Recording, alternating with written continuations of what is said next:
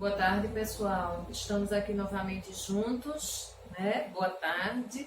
Hoje nós estamos no nosso terceiro e último módulo, no nosso mini curso de Direito Imobiliário, né? Espero que vocês tenham gostado do primeiro módulo, do segundo, e tenho certeza que esse terceiro módulo vocês vão gostar, porque é um assunto muito interessante, é um assunto em que a gente tem no nosso dia a dia muitas dúvidas e eu estarei aqui para explicar e tirar todas as dúvidas que porventura vocês venham a ter, tá?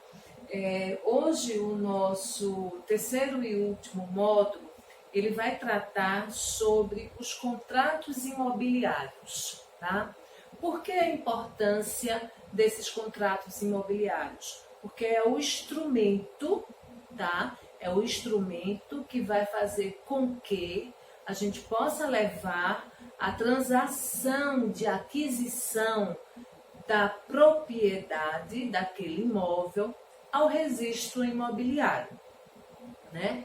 Então, inicialmente, nós temos uma parte dos princípios contratuais, nós temos a formalização dos contratos imobiliários, propriamente dito, temos a escritura pública e o instrumento particular, os documentos necessários a essas operações imobiliárias, o contrato de compra e venda, as cláusulas especiais de compra e venda, que nós vamos detalhar, né? Doação, dação em pagamento, porque nós vimos isso no nosso segundo módulo, e eu fiz questão de fazer um parênteses para a gente poder saber como que a gente adquiria, né, a propriedade com essa forma instrumental da ação em pagamento, tá? E o comodato, né? Um contrato de comodato, que é uma espécie de empréstimo, né?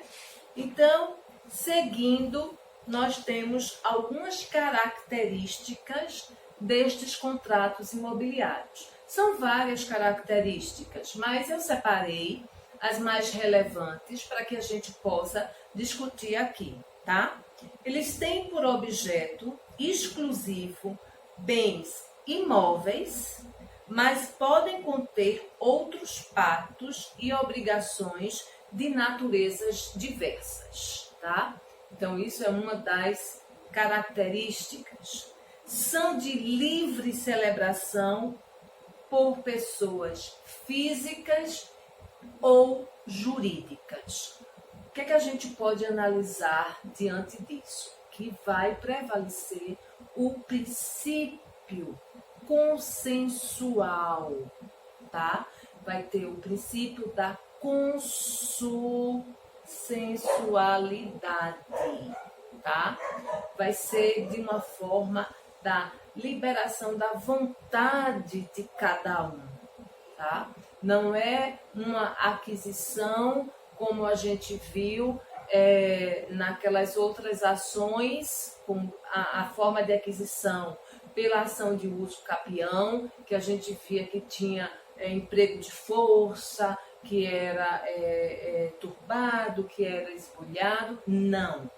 Uma das características desses contratos imobiliários é justamente a questão da livre vontade de contratar, de fazer aquele contrato. É característico, tá?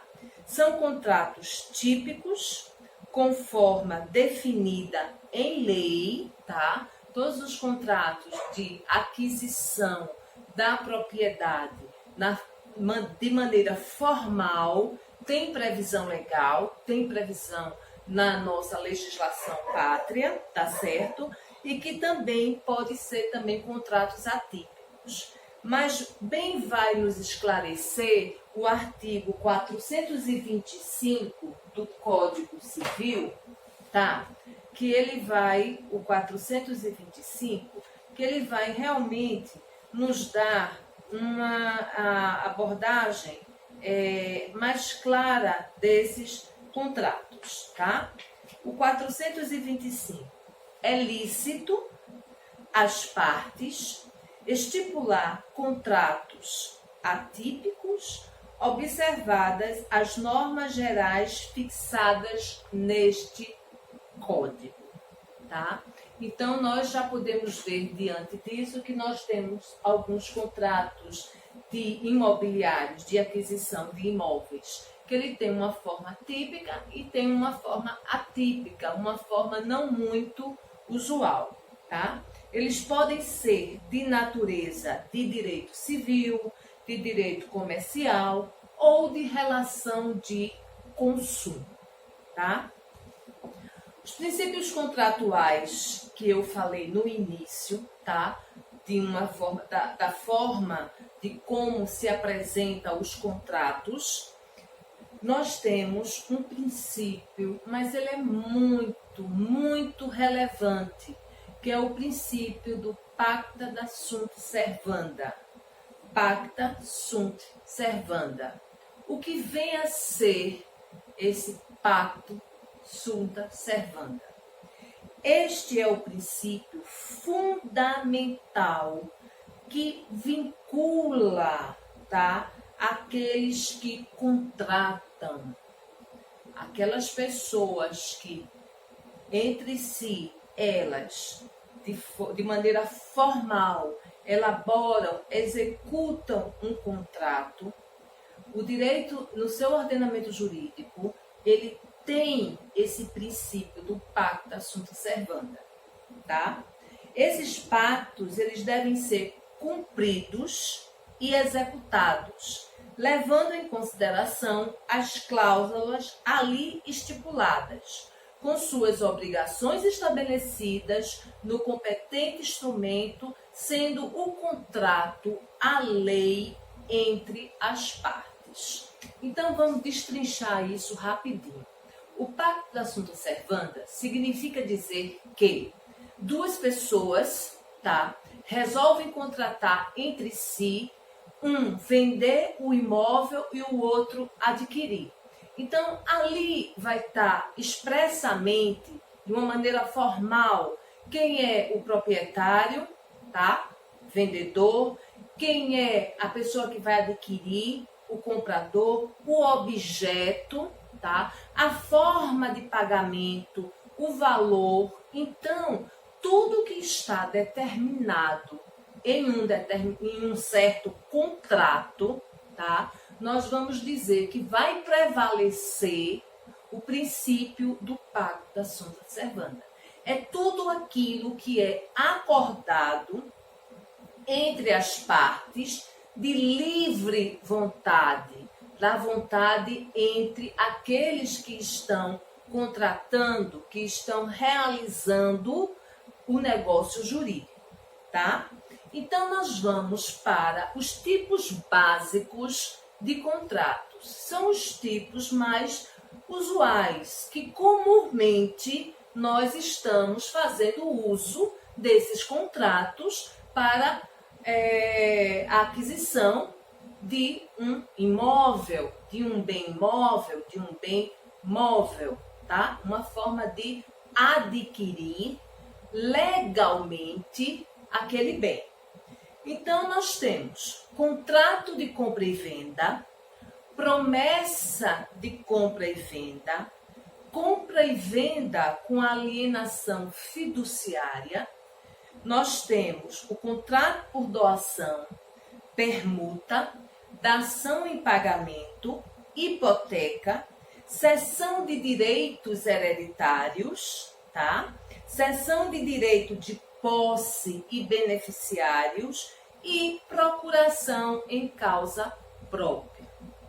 Dessas 10 espécies de contrato imobiliário que eu relatei agora para vocês, eu escolhi 5 deles, que são os 5 mais usuais, o que comumente nós usamos nesse universo jurídico, que é o contrato de compra e venda, contrato de doação, permuta, cessão de direitos hereditários e a procuração em causa própria, certo?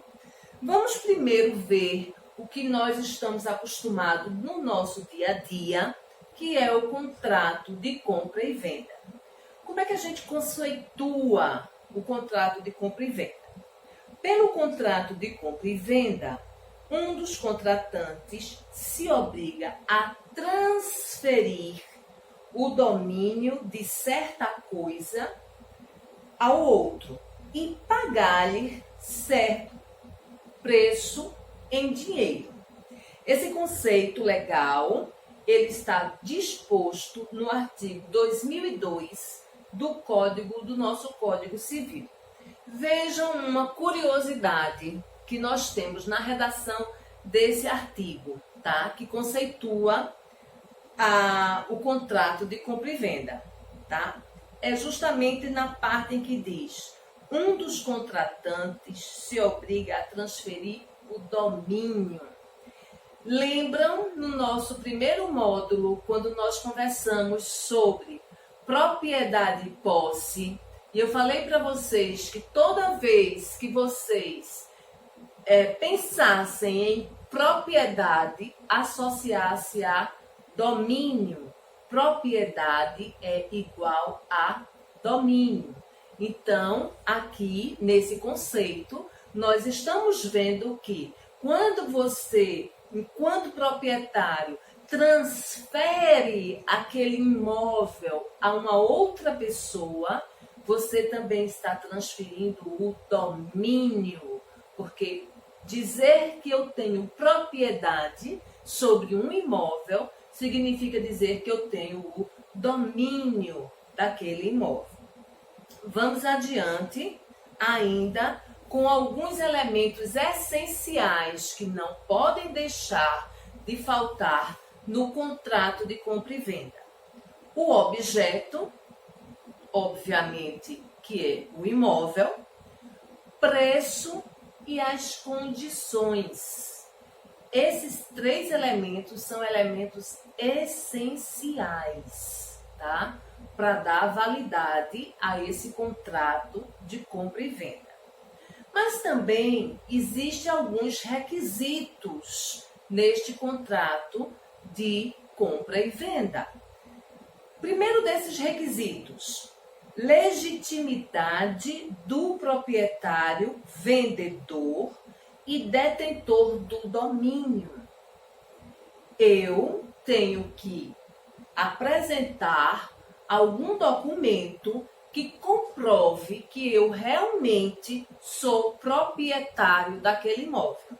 E nós já vimos isso, pessoal, nos módulos passados. Para o documento que comprova que eu tenho a propriedade, o domínio sobre aquele imóvel, é uma certidão de propriedade, ou também chamada certidão de inteiro teor. Nós conseguimos essa certidão, solicitamos esta certidão no cartório de registro imobiliário da circunscrição aonde está localizado o meu imóvel. Então, um dos primeiros requisitos, tá? Para que eu possa concluir esse meu contrato de compra e venda é apresentar para o comprador a certidão de propriedade do imóvel ou de inteiro teor e lá está dizendo que eu detenho a propriedade, eu detenho o domínio sobre aquele imóvel que está sendo colocado à venda e que é objeto da minha transação, do meu negócio jurídico de transferência de propriedade.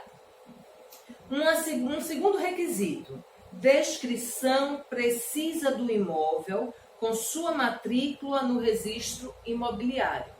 Também é necessário que seja descrito no instrumento contratual todas as características do imóvel, da mesma forma que encontra-se disposta na matrícula do imóvel.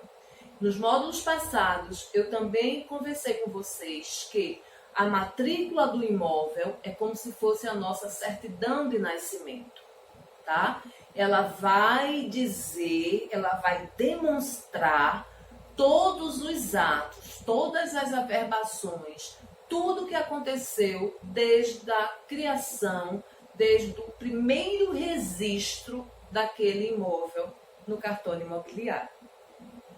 Passamos para o requisito seguinte, que é a fixação do preço.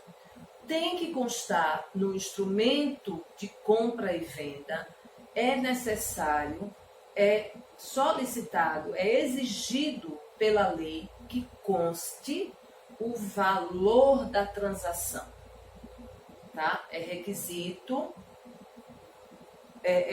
importantíssimo, tá? As condições deste pagamento, de que forma vai ser pago este imóvel, essa transação, tá?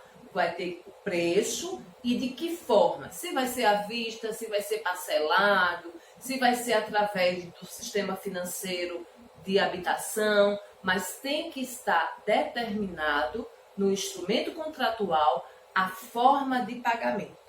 E por fim, são as condições de entrega do imóvel. Quando que o comprador ele vai ser inserido na posse do imóvel?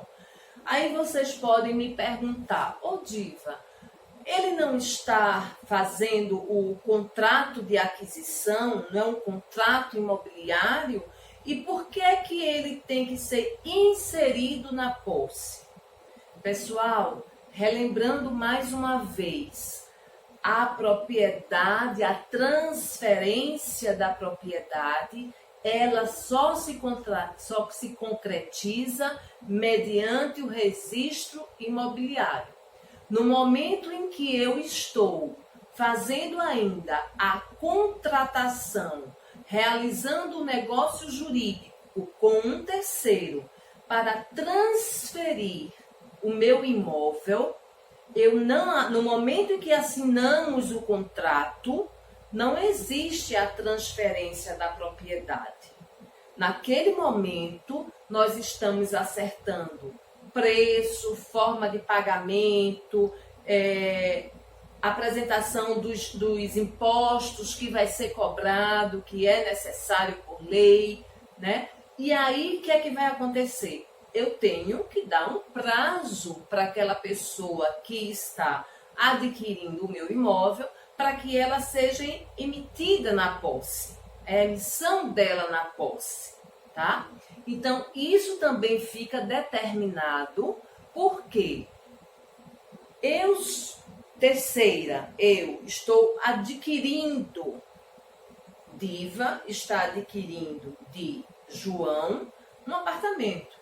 Então, nós estamos realizando um contrato imobiliário, seja ele um contrato público ou um contrato privado. Eu só posso me considerar proprietária desse apartamento no momento em que eu levo esse instrumento contratual para registro no cartório imobiliário. E o cartório de registro imobiliário realiza a transferência de propriedade e aí sim eu posso me considerar proprietária do imóvel, ok? Então vamos adiante. Esse contrato de compra e venda, ele tem algumas características próprias. Então vamos ver. As despesas com a escritura, se assim eu fizer como um instrumento público, tá? E o registro ficam a cargo do comprador. Quem está adquirindo o imóvel, ele vai arcar com as despesas cartorárias, tanto na lavratura da escritura, quanto no registro imobiliário, tá? Cabendo ao vendedor as despesas de regularização do imóvel até a emissão na posse pelo comprador. Esse texto ele está inserido na nossa legislação, no artigo 490 do Código Civil. Então, vamos ver. Eu vou adquirir um apartamento de João. Vai ficar a cargo da minha pessoa arcar com todas as despesas da transferência do imóvel, na hora de lavrar a escritura, na hora de registrar, pagamento dos impostos, tá? Que porventura incidam, como, por exemplo, ITBI, Imposto de Transmissão Intervivos, tá? Se porventura o apartamento estiver numa área que pertença ao patrimônio da União. Então, eu tenho o que nós chamamos, que futuramente, em outros vídeos, em outros videoaulas, eu vou falar com você, conversar com vocês sobre essa parte, que é o chamado laudêmio, tá? Que é um imposto que nós recolhemos a cada transferência de propriedade mediante aqueles imóveis que são pertencentes ao patrimônio da União. Então, esses impostos ficam a cargo de quem está comprando. E a cargo do vendedor, ele tem que sempre entregar o imóvel livre e desembaraçado de qualquer tipo de ônus. Pagamento de IPTU em dia, pagamento de CELP, companhia elétrica em dia, a parte da companhia de água e saneamento em dia, taxa de bombeiro, tudo isso o vendedor ele tem que apresentar para o comprador os comprovantes de que o imóvel está totalmente livre e desembaraçado, totalmente regularizado, sem nenhum impedimento, tá? Que faça não acontecer esta transferência de propriedade. Mais uma característica, até o momento da transferência do imóvel, os riscos correm por conta do vendedor e os do preço por conta do comprador. O vendedor, salvo cláusula em contrário, responde por todos os débitos que cravem o imóvel até o momento da transferência. Esse texto ele está inserido no artigo 502 do Código Civil, que eu me adiantei e falei para vocês. Ora, IPTU, Companhia de Energia Elétrica, Companhia de Água e Saneamento, tudo isso corre a cargo do vendedor. Por quê? Ele tem que entregar o imóvel livre e desembaraçado de qualquer ônus. E é válida a compra e venda entre cônjuges com relação a bens excluídos da comunhão. Significa dizer que isso está previsto no Civil de 2002, que significa dizer que eu, com o meu cônjuge, eu posso ter um imóvel que não está dentro da nossa comunhão, do nosso regime de casamento, e eu posso oferecer ele à venda. Por exemplo, eu tenho um galpão, que é meu, tá? E eu posso muito bem, sei que ele quer ampliar a empresa dele, e posso oferecer em venda, tá? Agora, um detalhe, pessoal, vender com valor de mercado, tá? Porque se nós formos colocar um valor simbólico, à medida em que formos dar entrada nos impostos, tá? No imposto de transmissão de patrimônio, porque ele está comprando, mas ele está comprando em nome da empresa, para patrimônio da empresa. Lembra-se que no começo eu falei que podia ser essa transferência podia ser entre pessoas físicas e pessoas jurídicas. Então, o meu cônjuge, ele pode estar adquirindo um imóvel que me pertence, tá? Para patrimônio da empresa a qual ele é dono. Mas lembre-se que o valor tem que ser um valor justo de mercado, tá certo? Então, vamos passar agora para a modalidade de liquidação e garantias na compra e venda. quando é que se encerra essa transmissão de propriedade, tá? Com relação a vendedor e comprador. Quando ele é à vista, quando ele é pago à vista. Então, a gente faz o instrumento contratual na forma de pagamento e preço, colocamos que o imóvel ele foi pago à vista. E ali põe-se termo, põe-se fim ao contrato de compra e venda. Uma outra característica, venda a prazo com pagamento pro solvendo. Eu vou explicar isso direitinho para vocês logo logo. Venda a prazo com pagamento pro soluto. Venda a prazo com garantia hipotecária. Venda a prazo com pacto comissório. E venda com a prazo, né, com alienação fiduciária. Eu quero explicar aqui para vocês, pessoal, a particularidade quando eu digo pagamento, né, do imóvel, ele é a prazo, com cláusula pró-solvendo. Eu quero dizer que quando o comprador ele fica inadimplente, ele gera a rescisão do contrato e o retorno do imóvel para o vendedor. Então, eu posso fazer um contrato de compra e venda com a cláusula pró-solvendo. O que é que acontece? Para o vendedor, dá uma garantia de que se o comprador ficar inadimplente em alguma das parcelas, tá? A qual ele acordou, o que é que pode acontecer? O vendedor,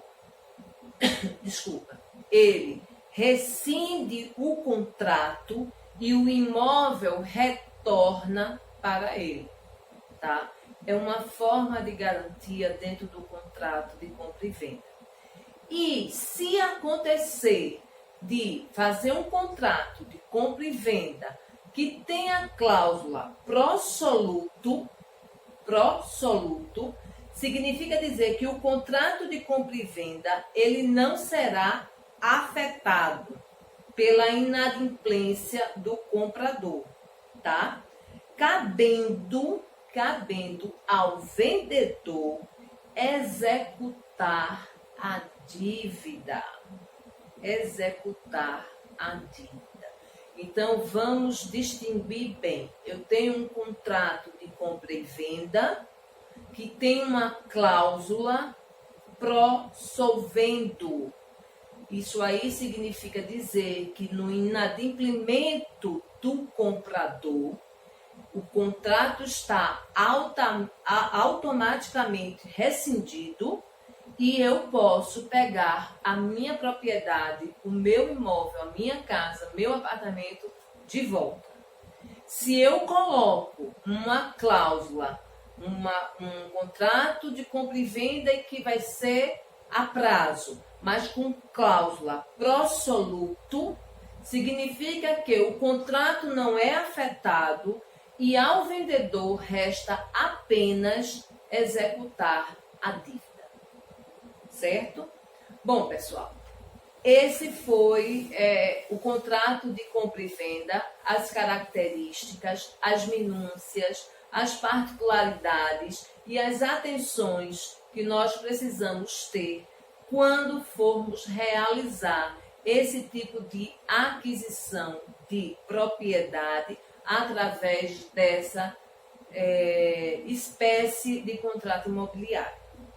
Vamos passar agora para a aquisição de bens imóveis através do contrato de doação. Vamos logo conceituar para entendermos. Na nossa legislação, o contrato de doação ele está nos artigos 538 a 564 do Código Civil. E o conceito é simples. Considera-se doação o contrato em que uma pessoa, por liberalidade, transfere do seu patrimônio bens ou vantagens para uma outra pessoa, certo? Então, doação, tá? É quando você livremente, de livre vontade, você transfere um imóvel que é da sua propriedade para uma outra pessoa, tá? Agora, essa doação, pessoal, ela tem um regime tributário, tá? Bem interessante. Vou falar para vocês logo que o fato gerador, tá? Nesse tributo, o fato gerador é o ICD. Toda vez que vocês estiverem tratando de doação, contrato de doação, instrumento de doação, o fato gerador tributável é o ICD. É o Imposto de Transmissão Causa-Mortes e Doação. O valor da doação deve ser o valor de mercado do imóvel ou o valor constante na declaração de rendimentos, certo? Deve ser recolhido o imposto de renda sobre ganho de capital, lucro imobiliário, no prazo de 30 dias após a doação. Esse imposto do lucro imobiliário é para quem está doando, tá? É para o doador. Quem está doando, ele, com 30 dias após a data da transação, tá? Ele vai ter que recolher o imposto, né? O recolhimento do imposto de renda sobre o lucro imobiliário, sobre o que ele lucrou com a doação daquele imóvel, tá? Mais adiante, nós vamos ver na outra modalidade de contrato imobiliário, que eu escolhi para conversar com vocês, que é a seção de direitos hereditários, nós vamos voltar a essa tributação, tá? Mas agora, no momento que a gente está falando só sobre doação, a incidência tributável é o ICD, é o Imposto Causa-Morte e o Imposto de Doação. A gente sabe que é um tipo de imposto que a gente também recolhe quando nós estamos realizando um formal de partilha. Então, sobre o espólio, sobre o patrimônio do espólio, nós também recolhemos o ICD, que é o Imposto Causa-Mortes. E é um imposto também que é devido no processo de contrato de doação, certo? Então, agora nós vamos para a outra espécie de contrato escolhida para conversar aqui com vocês, que é a permuta, permuta ou troca, que está disposto no nosso artigo 53 do Código Civil. Vamos para uma breve introdução da permuta ou troca. Permuta ou troca é um contrato pelo qual duas pessoas transferem reciprocamente entre si a propriedade sobre bens imóveis. Tá certo? É simples, é autoexplicativo, tá? Eu tenho um imóvel, João tem outro imóvel e vamos resolver trocar os nossos imóveis, tá? Por isso que existem algumas modalidades de permuta, tá? E vamos vê-las agora. Permuta simples. Quando eu falo de permuta simples, eu estou dizendo que é a troca de imóveis de mesmo valor, tá? De aquisição recíproca. o meu apartamento, tá? Ele tem o mesmo valor de venda do valor do apartamento de João. Então, o que é que acontece? Nós chamamos isso de permuta simples, porque o valor de mercado dos nossos imóveis são iguais. Então, nós vamos fazer uma pura e simples permuta. Tem a permuta contorna. Permuta contorna é a permuta com um retorno pecuniário. De que forma? O meu apartamento tem um valor venal maior do que o apartamento de João. Então, João está adquirindo um bem através de uma permuta que vale mais do que ele está me dando. Então, o que é que acontece? Vai ter a torna. A torna é o retorno pecuniário que ele vai ter que dar a mim, porque ele está adquirindo um imóvel que tem um valor maior do que o dele. Nós estamos permutando imóveis, mas que eles não têm o mesmo valor.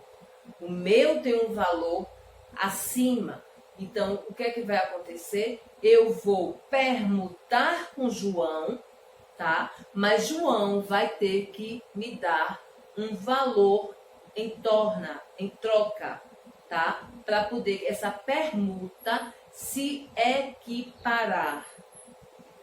E uma terceira forma de permuta é a permuta de fração, que é aquela realizada sobre uma fração mínima de 2 terrenos, para que os permutantes possam promover o seu remembramento como coproprietários. Normalmente, pessoal, essa permuta de fração ocorre bastante quando você tem uma proposta de uma incorporadora, de uma construtora, em que você vai permutar o seu terreno, tá? Em troca de algumas frações de apartamentos. Por exemplo, eu tenho um terreno e vou permutar com uma incorporadora, com uma construtora, e eu vou permutar frações desse terreno. Eles vão construir, eles vão permutar o terreno e em troca da permuta, eles vão me dar 3 ou 4 frações ideais. Frações essas que após a construção da edificação, eu vou ter a unidade, eu vou ter o imóvel, a benfeitoria propriamente dito. Isso é a permuta de fração, certo? Uma outra modalidade de contrato imobiliário que nós conversamos, que foi uma das que eu escolhi, foi aquele contrato, aquela propriedade em que você faz um contrato de cessão de direitos hereditários.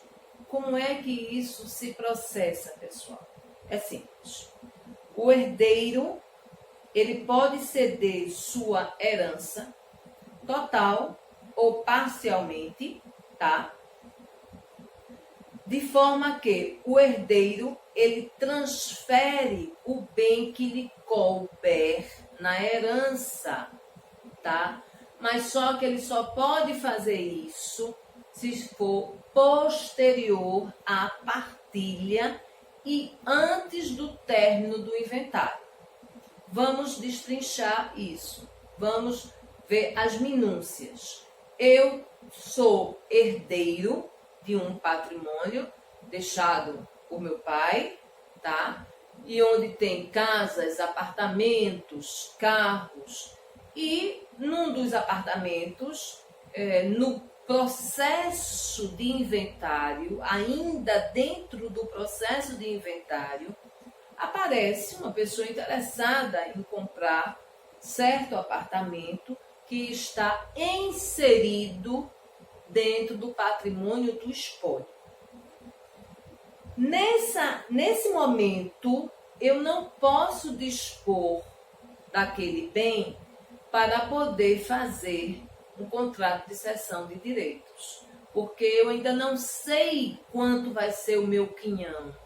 Eu não sei quanto vai ser o meu quinhão, tá? Então, nesse momento, eu não posso fazer esse tipo de contrato, tá? Eu tenho que ter, pelo menos, os bens partilhados para saber o que cabe a mim, tá? Se aquele apartamento, o qual um comprador chegou e se interessou em adquirir, for parte do meu patrimônio, na partilha tiver lá determinado que cabe a mim, aí sim, beleza, eu posso fazer um contrato de cessão de direitos hereditários, certo?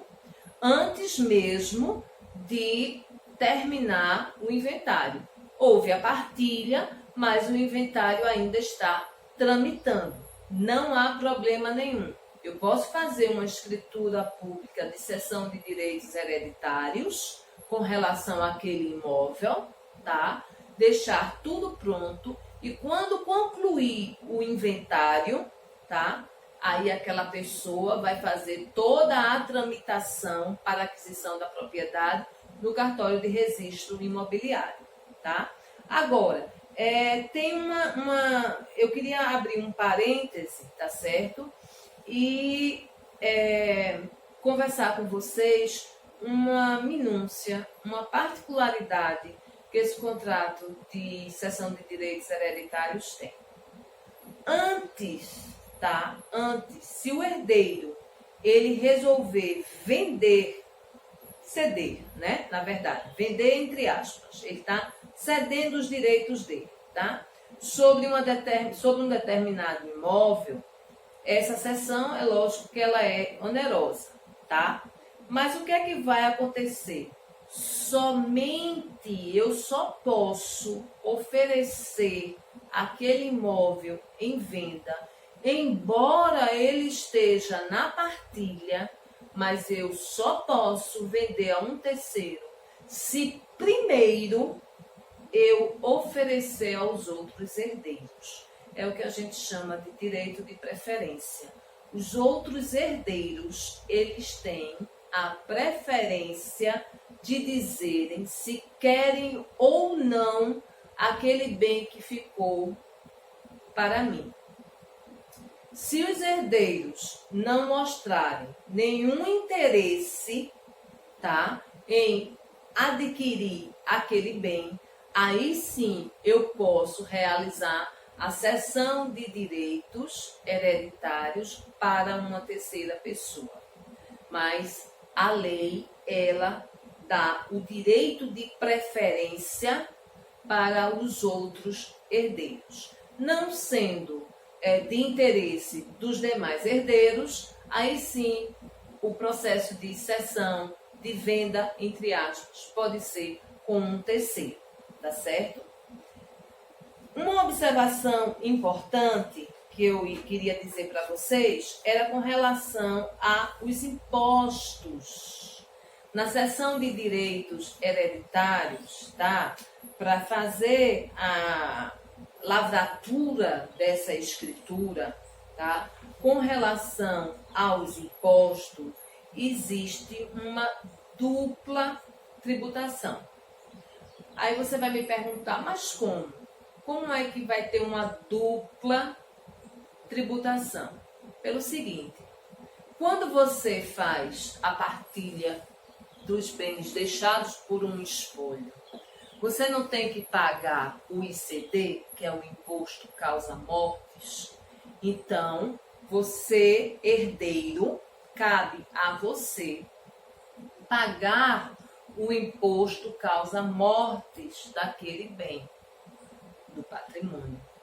E ao comprador, que agora tem o nome de cessionário, porque estamos falando de cessão de direitos, tá? O herdeiro é o cedente, o terceiro que está comprando é o cessionário. Então, ao cedente herdeiro, cabe pagar o imposto ICD, que é o imposto causa mortes. É um imposto que está relacionado ao patrimônio deixado pelo espólio. E a pessoa, o cessionário que está adquirindo, tá, aqueles direitos de herança, cabe a ele pagar o ITBI, porque a relação de aquisição do terceiro, que é o cessionário, com o herdeiro, que é o cedente, é uma relação entre vivos. Então, recolhe-se o imposto chamado ITBI, Imposto de Transmissão entre Vivos.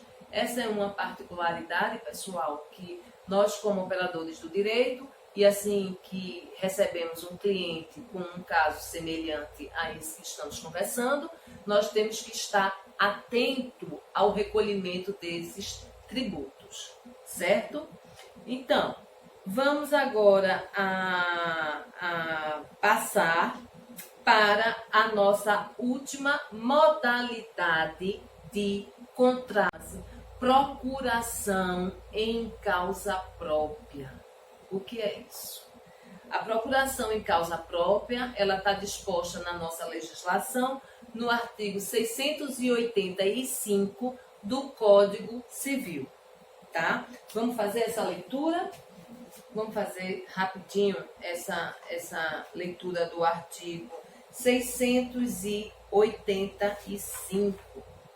O que é que diz o nosso artigo 685? Ele diz o seguinte: conferido o mandato com a cláusula em causa própria, entre aspas, a sua revogação não terá eficácia, nem se extinguirá pela morte de qualquer das partes, ficando o mandatário dispensado de prestar contas e podendo transferir para si os bens imóveis objeto do mandato, obedecidas as formas legais. Pessoal, quando a gente fala em procuração, normalmente vem à nossa mente uma procuração em que ela tem uma data de validade expressa, né? Essa procuração, esse mandato é válido até 180 dias, 90 dias, né? Nós temos também a possibilidade de que, quando uma das partes vem a falecer, esse mandato está encerrado, ele finda com a morte de um dos outorgantes, ou outorgados. Mas quando a gente fala em procuração em causa própria, ela tem a natureza de procuração em causa própria, ela é aquela equivalente, ela equivale a uma promessa de compra e venda quitada, quando registrado no cartório de imóveis.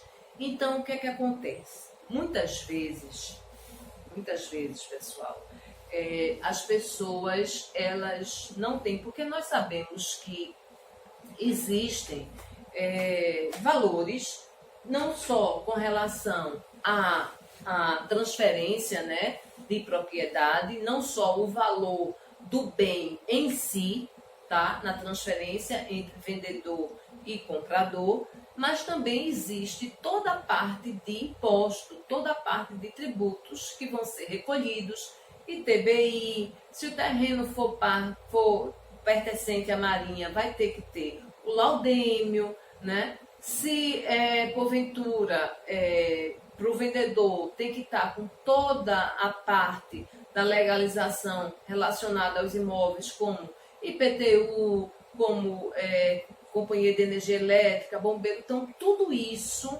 tem que estar quitado. Tudo isso envolve valores. E exige também, quando nós vamos fazer os instrumentos públicos, existe também os pagamentos dos emolumentos cartorários, tanto onde ocorre a lavratura da escritura, como também na parte do registro imobiliário. Então, isso tudo é dispêndio, é valores, e muitas vezes a gente só tem o valor para pagar pelo imóvel. Então, o que é que acontece? Existe essa forma de contrato imobiliário que chama-se procuração em causa própria. É uma procuração em que o proprietário do imóvel, o vendedor, ele dá poderes a quem está comprando, tá? A qualquer tempo passar o imóvel para seu próprio nome, sem que ele precise dar novamente a sua outorga. Então, eu, no momento, não tenho condições de arcar com todos aqueles impostos, com todos aqueles valores. Eu só tenho exatamente o valor de adquirir aquele bem. Então, eu, de uma forma para me organizar financeiramente para regularizar o meu imóvel, eu tenho a opção de fazer uma procuração. Procuração essa chamada procuração em causa própria, que tem a natureza de uma promessa de compra e venda.